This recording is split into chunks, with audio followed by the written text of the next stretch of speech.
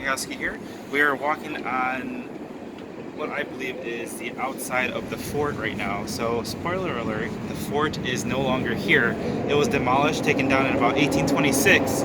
But the fort that was here was built in April of 1778.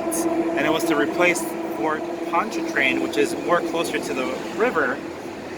This fort, Fort Lernoult, which is also known as Fort Detroit, and then it was known as Fort Shelby. So during the 1770s, the British had control of this fort, and they heard that the American forces were planning on attacking them. So they decided to fortify the fort, make sure that it was ready for any attacks. But no attacks ever happened here in Detroit during the Revolutionary War. After the Treaty of Paris, the British did not want to give up the fort. So they held on to it for a while until the Jay Treaty of 1796, when Colonel John Francis Hamtramck came and took the fort from the British at that time. So American forces had this fort at that time after the British left. And in 1805, they renamed it Fort Detroit. So Fort Detroit was there until the War of 1812 when the British came back. They took the fort from the American forces. And after they took it, they heard word that American forces were coming to take the fort once again. So they abandoned the fort, left. American forces came in, and they changed the name to Fort Shelby.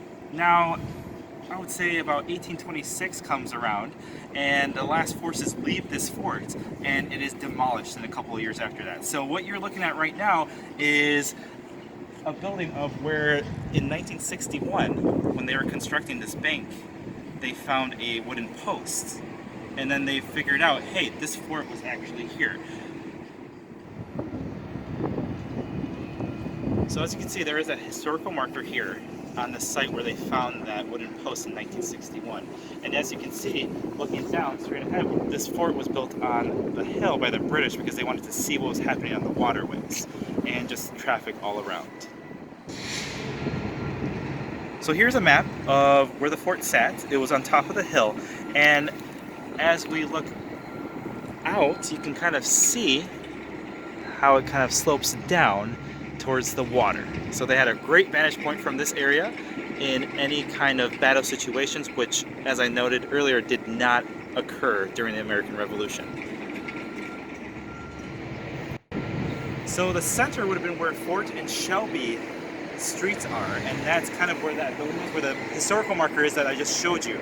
Now the boundaries of the current streets that would have been kind of like the outside of the walls of the fort would have been Michigan Avenue, West Congress, Griswold, and Cass. So those would have been that area around, the perimeter around the fort.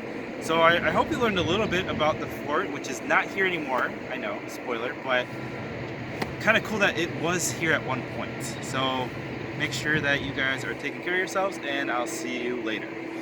Let's try this one more time. I'll get it one time.